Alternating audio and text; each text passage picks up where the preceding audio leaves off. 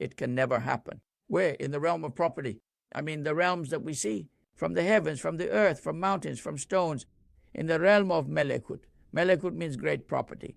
And let's say the realm of mulk is the lower realm, the realms that we can see with our eyes. The realm of melekut, the heavens behind the heavens, the second, third layer of heavens. We cannot even see the first floor. We cannot even see the stars properly.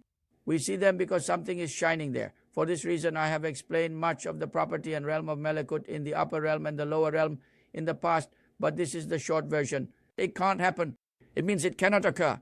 It cannot occur in something little. It cannot occur in something much. It cannot occur in a small thing, in a big thing, in a good thing, in an evil thing, in something beneficial, in something harmful, in something that is something to believe in something that is considered denial and infidelity. Irfan, to know Allah, to know Him correctly. In terms of knowing things correctly in something, nuka means to know something, but not to know it correctly, to know it inaccurately, to know it wrong, to know it erroneously. Fevzun, salvation, nakat, gaining profit. Husran is turkicized as damage, harm, loss. Ziyadatun, increase, the increase of something. Nuksanun, diminishing. Jatun, worship, the man prayed, performed ablution, fasted. Orishan, drinking, gambling, adultery. None of these things can happen, neither in the lower realm nor in the upper realm. Let's say, neither on the ground nor in the sky, if and only if it has happened, if it is happening, it is by Allah, predestination and fate. In Turkish, of course, when we say accident, we think of a traffic accident. Accident and fate means this. Predestination means that Allah knows that thing in His eternal knowledge, which has no beginning, no mistake, because there cannot be anything that He does not know.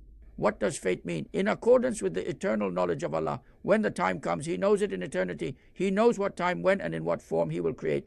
By His predestination, that is, by His eternal knowledge. What does it mean by His fate? When the time comes, when the hour He intends to create arrives, He will not deviate one iota in accordance with His eternal knowledge, because He does not know wrong. His knowledge does not change, and nothing new develops later.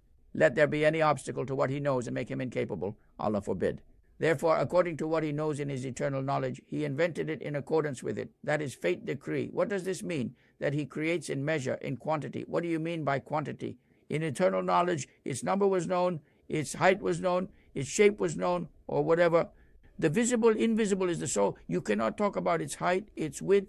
You talk about the body, they measure the grams and so on and so forth of the child. How many grams it weighed in its mother's womb and so on. Destiny is decree. What does decree mean? It also comes from quantity. We created everything with fate. What does this verse mean? He has created everything with a certain quantity and measure. And where is this measure taken from? This measure is the predestination that knows in eternity what it will create, when it will create, and how it will create. Predestination knows in eternal knowledge what it will create and how it will create it with all its details. What is fate? When the time comes, it is according to that knowledge. What determined its amount? He determined it Himself. Where? According to His eternal knowledge. So something like this cannot happen. How can it not happen? Allah knows in eternity that this child will be born 4 kilograms. As a matter of fact, I was born 4.5 kilograms. Allah knows in eternity that I will be born 4.5 kilograms, right? Doesn't He know? He knows. What does fate do with this? It applies it. When the time comes, He creates me through my mother. Can something like this happen?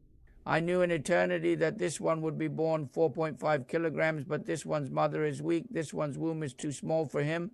Let's reduce this to 3.5 kilograms. Can such a thing be thought about Allah? This is what they are saying. Those who say there is no fate, no destiny, are saying that Allah has no knowledge. Why? Does Allah know in eternity? He knows. If you say He doesn't know, you would say He is ignorant. You would be an infidel. If He knows, does He create according to His knowledge? He does. No, sir. How can Allah know whom you will marry? How can He not know who you will marry? He knew after you get married. He knows after you get married. My grandmother knows who she marries after marriage. She comes to the wedding, and my grandmother knows who her granddaughter married. Predestination and fate are inseparable. Predestination is the practice of Allah knowing something in eternity, and fate is the practice of inventing and following it when the time comes. But it is about the quantity. What determines the quantity? The quantity is determined by the knowledge in eternity. So the example I just gave you is a very good way of explaining it.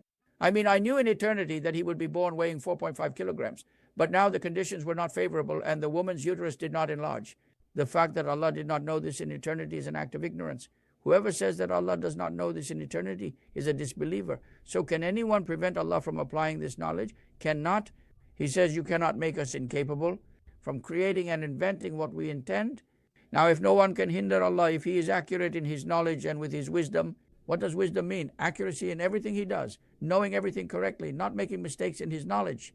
No mistakes in fate, no mistakes in invention, but the man was born disabled. There are 3 missing fingers in what Allah has created. He has no sight, no hearing. But Allah knew in eternity that he would be disabled. He has already created him with a disability when the time comes with his destiny. Allah knew that he was healthy in eternity, and then he made a mistake in creation. Allah forbid. The child's eye got stuck in his head when he was born, and he was going to suffocate, but his brain could not get oxygen, and the child became mentally disabled. Such a thing does not happen. There's a disabled person who got stuck in his mother's womb at birth and did not get oxygen to his brain.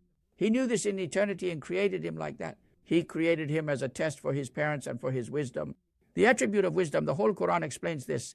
What wisdom means is accuracy in everything. There is no mistake. What you see as a mistake is not a mistake in relation to Allah.